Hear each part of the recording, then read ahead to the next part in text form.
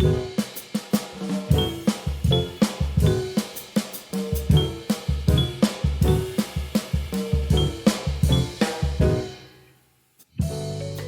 paz de Cristo, meus irmãos, saudações do crente docente.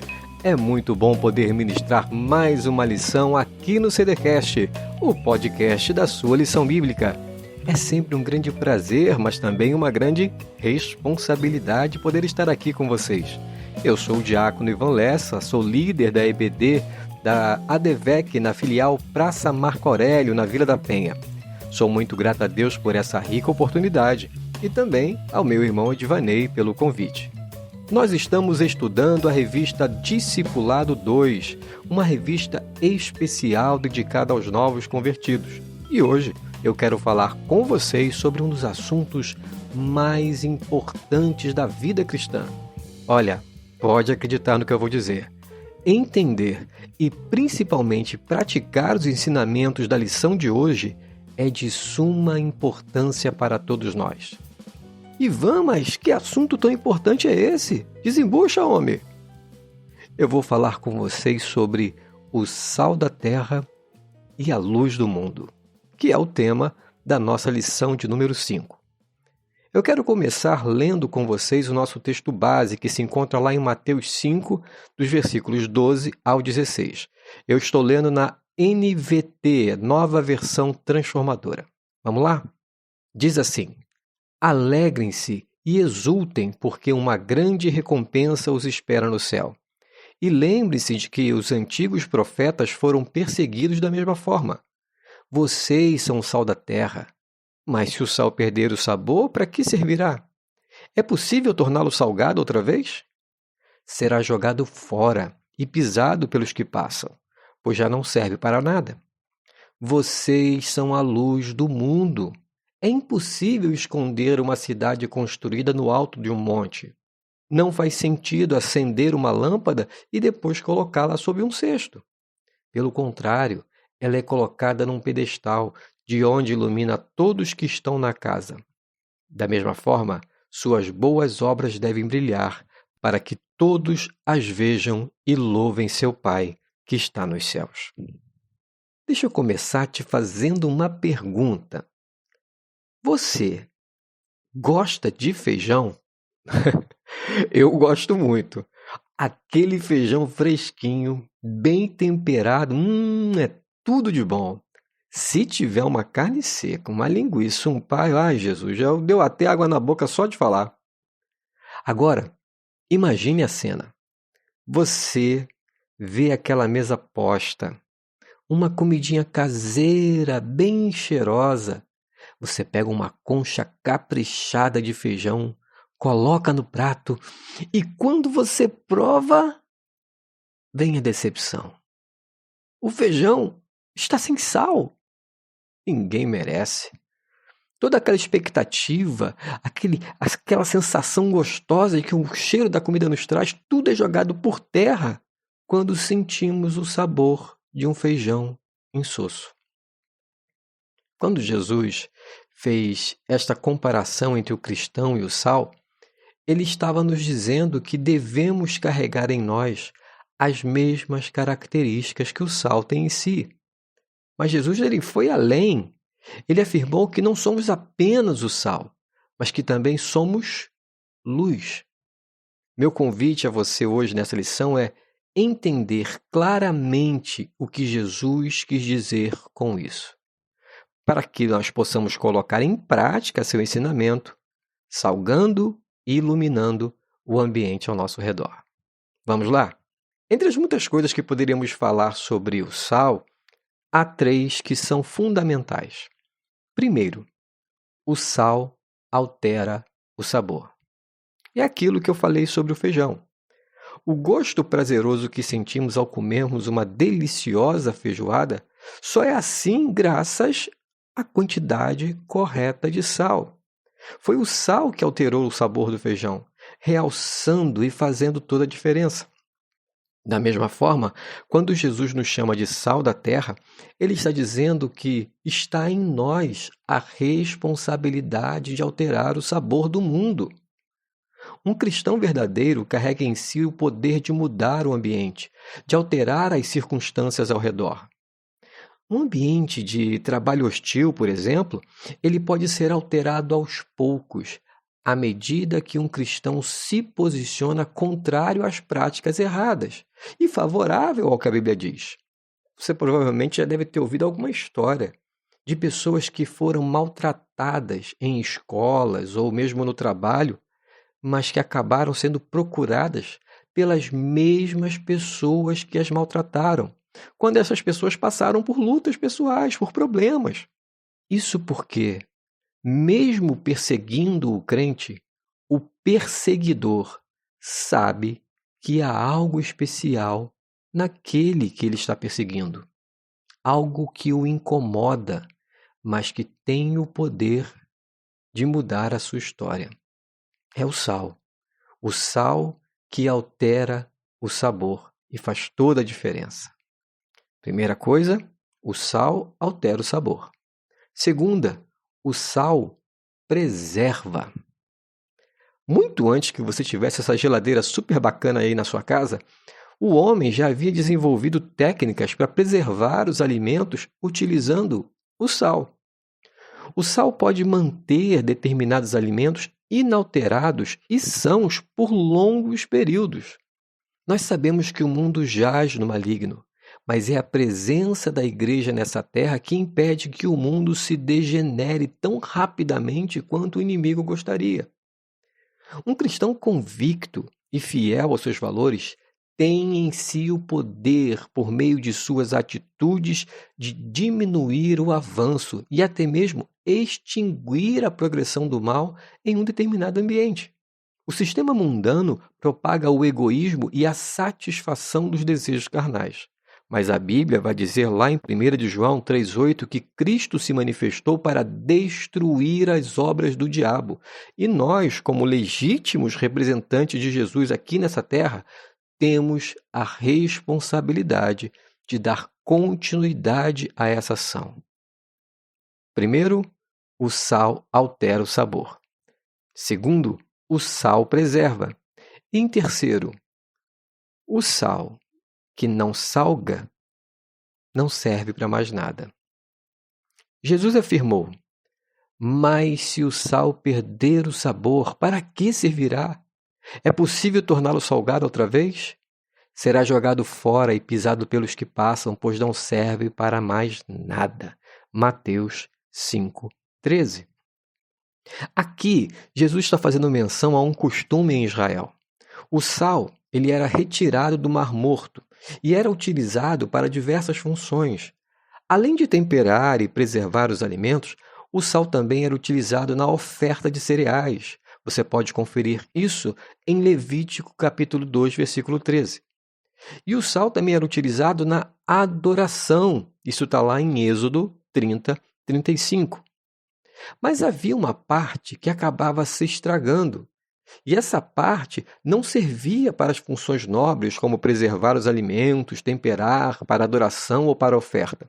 Então essa parte era utilizada pelos sacerdotes para ser jogada no chão quando nevava, a fim de impedir que as pessoas que fossem ao templo escorregassem por causa da neve. Ou seja, o sal era pisado pelas pessoas.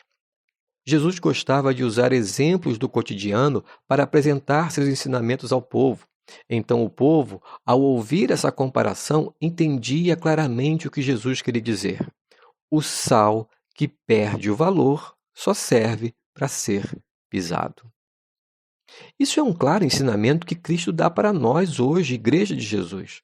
Ele está dizendo que nós temos uma função aqui nessa terra, que é salgar, mudar o sabor das coisas, conservar os valores bíblicos.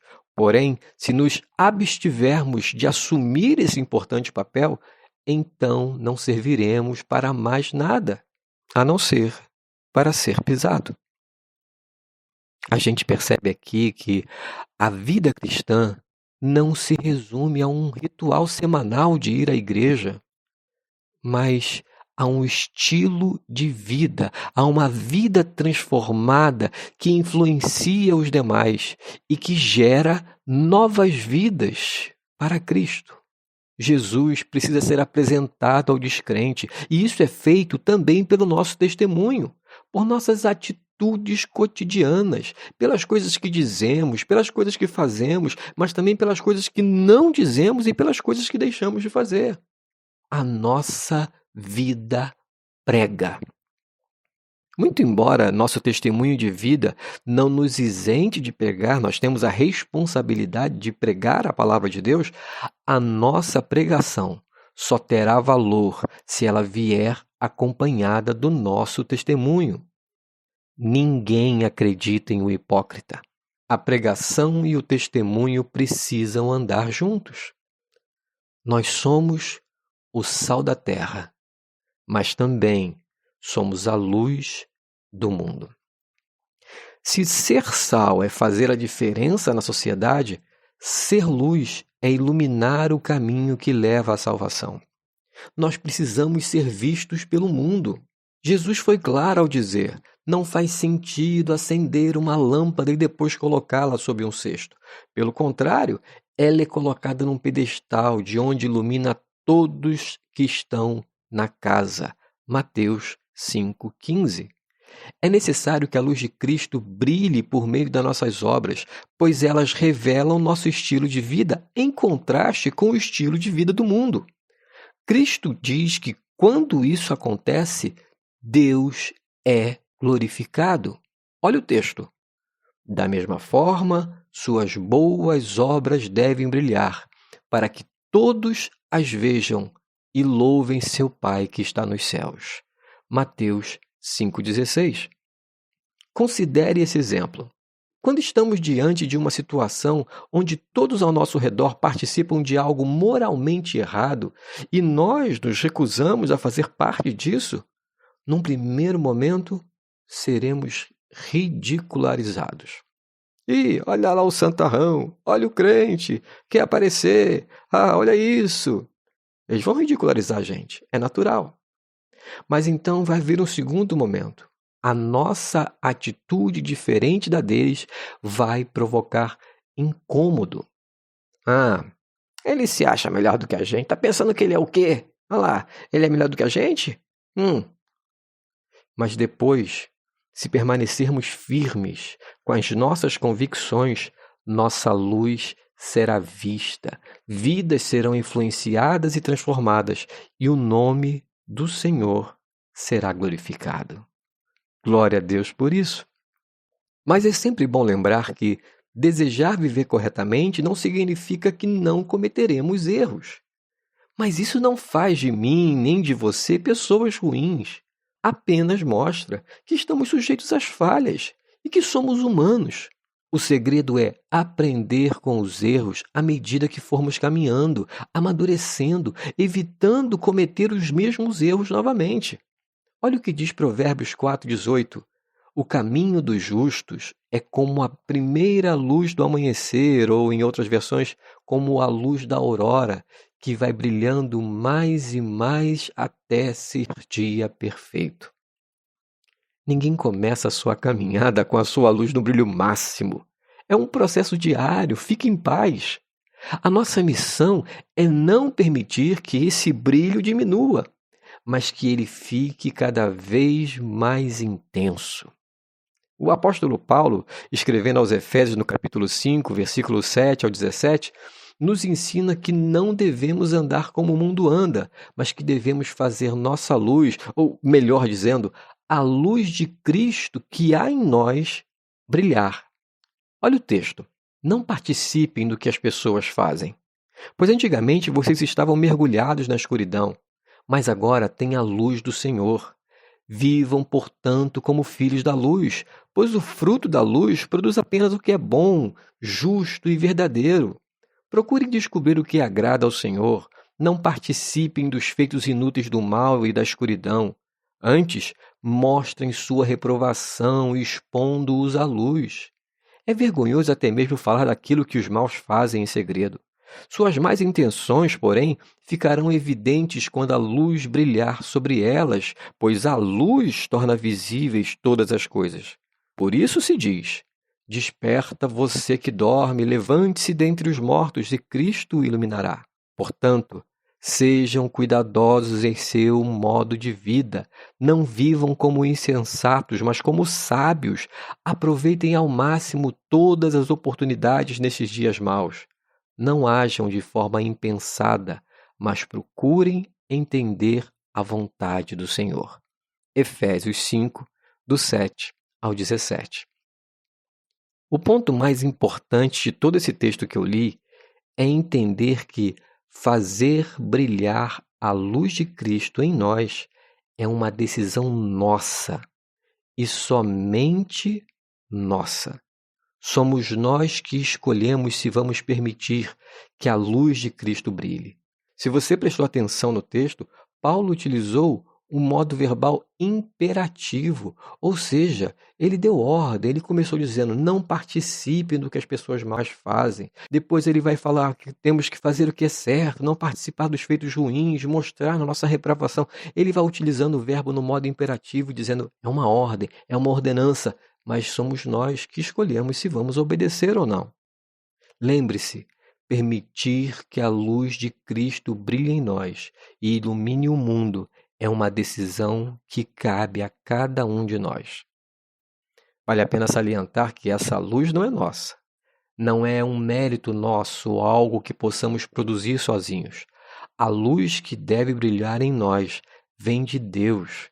É o que Paulo afirma lá em 2 Coríntios 3,18, que diz: E nós cristãos, sem véu de espécie alguma sobre os nossos rostos, somos como espelhos que refletem a glória de Deus, e vamos nos tornando cada vez mais semelhantes à imagem do Senhor, a qual refletimos também cada vez mais fielmente. O sal tem o poder de mostrar que algo pode ser melhor. A luz tem o poder de revelar aquilo que está envolto em trevas. E isso tem um preço. Nosso texto básico começa lá em Mateus 5,12. Mas antes de falar que somos sal da terra e luz do mundo, a partir do verso 10, Jesus nos apresenta as consequências naturais dessa escolha. Felizes ou bem-aventurados, como dizem algumas versões, são os perseguidos por causa da justiça, pois deles é o reino dos céus. Felizes são vocês quando por minha causa sofrerem zombaria e perseguição, e quando outros, mentindo, disserem todo tipo de maldade a seu respeito. Alegrem-se e exultem, porque uma grande recompensa os espera no céu. E lembre-se de que os antigos profetas foram perseguidos da mesma forma. Se estamos sofrendo perseguição ou sendo afrontados por causa da nossa fé, é sinal que estamos salgando o ambiente e iluminando o lugar com a luz de Cristo. Não esmoreça. Permaneça firme em Jesus. Não negocie seus valores. Seja fiel a Cristo e à palavra de Deus. Não se deixe intimidar pelas palavras nocivas que muitos irão dizer a teu respeito, pois estas mesmas pessoas um dia irão te procurar para conhecer melhor o Cristo que você prega com a sua vida e com seus lábios. Seja sal da terra, seja luz do mundo, e se alegre e exulte, porque grande é a recompensa que te espera do céu. Que o Espírito Santo possa falar melhor a cada coração. Que Deus te abençoe e até a próxima. Paz.